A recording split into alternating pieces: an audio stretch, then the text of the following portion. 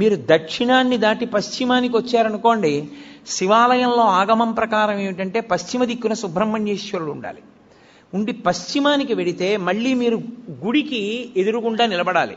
ఆ గుడి యొక్క గోడకి ఎదురుగుండా నిలబడి ఓం సద్యోజాతముఖాయ నమః అనాలి.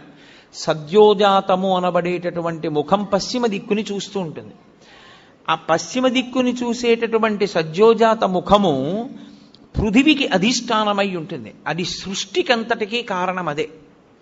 ఆ ముఖంలోంచే ఈశ్వరుడు మళ్ళీ పునః సృష్టి చేస్తుంటాడు. అందుకే లోకంలో మాట అంటారు, శివాలయానికి ప్రదక్షిణం చేస్తే తీరని కోరికుందా అంటారు. కారణం ఏమిటో తెలుసా? బిడ్డలు పుట్టాలన్న కోరిక దగ్గర నుంచి సమస్త కోర్కెలు శివాలయంలోనే తీరుతాయి. కాబట్టి ఇప్పుడు పశ్చిమాన్ని చూసేటటువంటి ముఖం సద్యోజాత ముఖం. అటు తిరిగి అంటే పశ్చిమానికి వెళ్ళినప్పుడు తూర్పుకి తిరగాలి. తూర్పుకి తిరిగి ఓం సద్యోజాత ముఖాయ నమః అనాలి.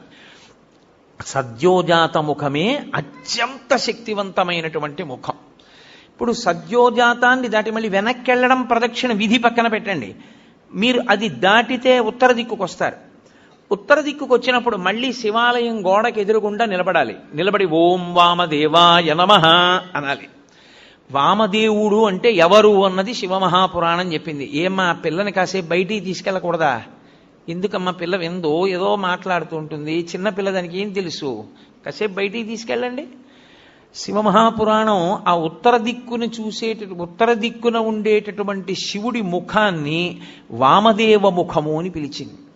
దాని గురించి మాట్లాడుతూ మంగళాయతనం దేవం యువానమతిమంగళం ధ్యాయేత్ కల్పతరోర్మూలే సుఖాసీనం సహోమయా అంటుంది లింగపురాణం. ఆ ముఖము నీటి మీద అధిష్టానం కాబట్టి అది ఏం చేస్తూ ఉంటుందంటే సమస్త మంగళములను మీకు కృప చేసేటటువంటి ముఖమదే. యథార్థమునకు అదే విష్ణు స్వరూపం, అదే విష్ణువు. అందుకే శివాలయంలోకి వెడితే అందరికీ నమస్కారం అయిపోతుంది. ఓం వామదేవాయ నమః అని అన్నారనుకోండి, లేకపోతే ఓం వామదేవ ముఖాయ నమః అంటే అనారోగ్యం ఉండదు. అందుకే శివాలయంలో ప్రదక్షిణాలు చేయండి అని ఎందుకంటారో తెలుసా? మెల్లగా ప్రదక్షిణం చేసి ఉత్తరానికి వెళ్ళి నమస్కారం చేస్తే సమస్త అనారోగ్యములకు హేతు ఎక్కడుంటుందంటే ఈశ్వరుడు నీటి ద్వారా అనారోగ్యాన్ని ఇస్తాడు. అందుకే బ్రతుకుట అంటే నీటి వలననే, భోగము నశించుట నీటి వలననే, అనారోగ్యము నీటి వలననే. సంజీవనం సమస్తస్య జగత సలిలాత్మిక భవ ఇత్యుచ్యతే మూర్తిర్భవస్య పరమాత్మనః అంటుంది లింగపురాణం.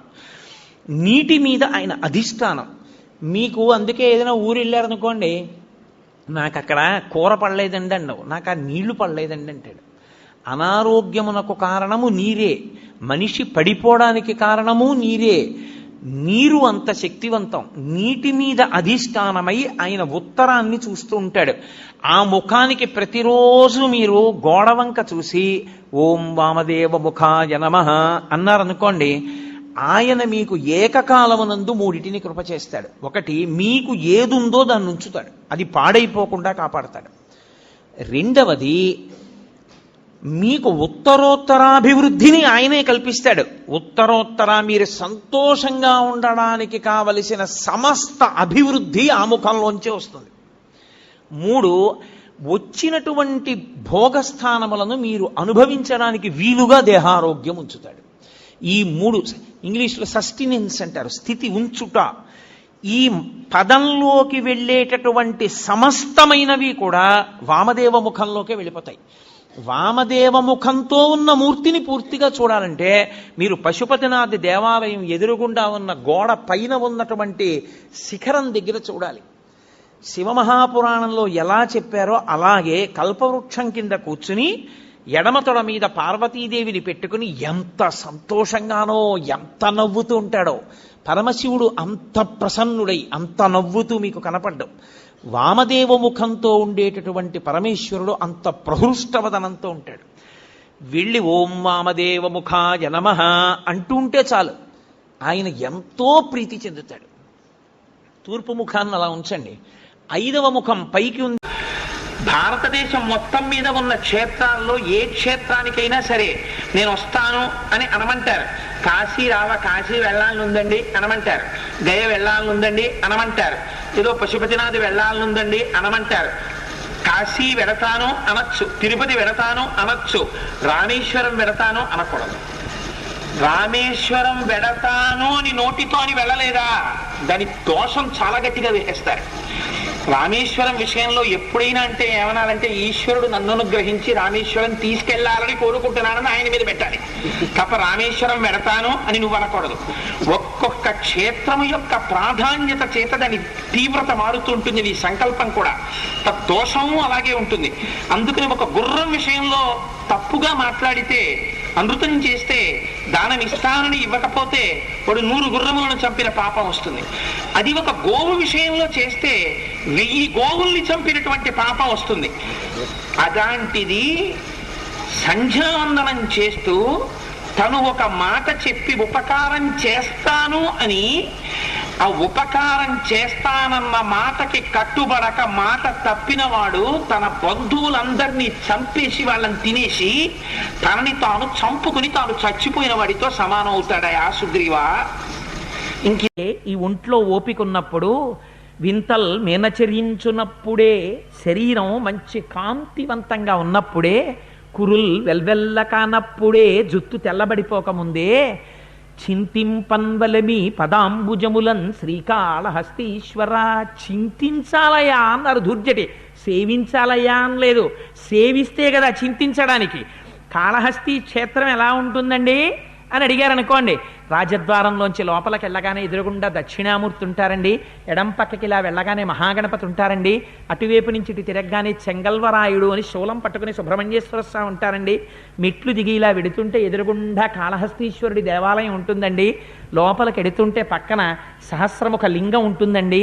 ఒక్క 4 అడుగులేసి లోపలికి ఎడితే కుడి చేతి పక్కకి వెళ్లకుండా ఎడం చేతి పక్క నుంచి దర్శనం చేస్తుంటే వెనక ఆవిర్భావలింగము అని లింగంలోంచి బయటికి వస్తున్న స్వామివారి చిత్రం ఉంటుందండి.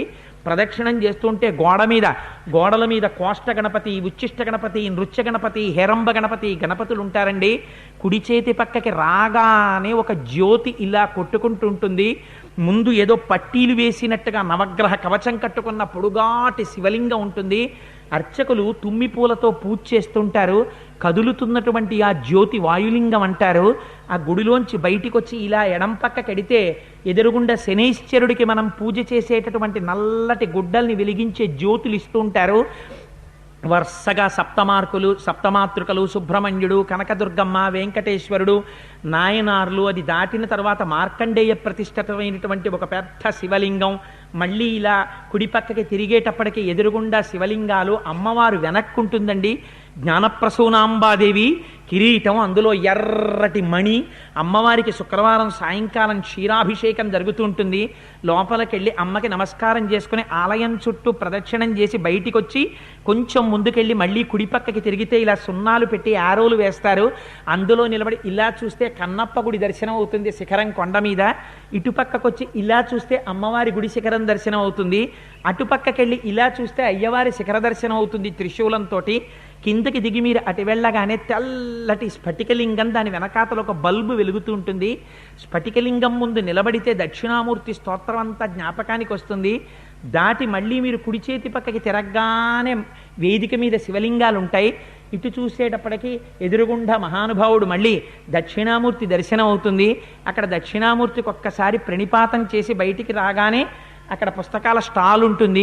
పులిహార ప్రసాదాలు, లడ్డూ ప్రసాదాలు అమ్ముతారు. ఆ ప్రసాదం నోట్లో వేసుకుని ఆ మంటపంలో కూర్చుని వెనక్కి వెళ్ళి చేతులు కడుక్కుని మళ్ళీ తిరిగి వచ్చేస్తుంటే ఇక్కడే విభూతి అమ్మబడును అని బోర్డులు ఉంటాయి. బయటికి వస్తున్నప్పుడే అక్కడ పాతాళ గణపతి అని ఒక పెద్ద గణపతి ఉంటారు. రాజద్వారానికి ఎడం పక్కనేమో కాశీ విశ్వేశ్వరుడు అని అమ్మవారు 2 ఆలయాలు ఉంటాయి, సుబ్రహ్మణ్యుడు ఉంటాయి. ఇవన్నీ నువ్వు ఎప్పుడు చేస్తావు చింతన? నువ్వు ఇక్కడ ఉండేది ఇప్పుడు నువ్వు ఎడితే. ఒంట్లో ఓపికన్నప్పుడు వెళ్ళకపోతే పాతాళలింగం తాతయ్య దిగుతావా అంటే దిగలేనరా, మోకాళ్ళ నిప్పులన్నాక నువ్వు దిగను లేవు, నీకు ఇక్కడ నిలబడదు. నీకింక కాళహస్తి దర్శనం ఎప్పుడవుతుంది? నీకు 75 వయస్సు వచ్చినా నీకు ఒకరితో గొడవలేదు. నీ మాన నువ్వు బాల్కనీలో కూర్చుని పడక్కుర్చీలో పడుకుని ఓ తువ్వాలు పెట్టి దోమలు కొట్టుకుంటూ, ఎందుకంటే బాల్కనీలో దోమలు కొట్టుకోవడం అంటే లోపల కూర్చుంటే టీవీ పెద్ద ధ్వని అక్కడ.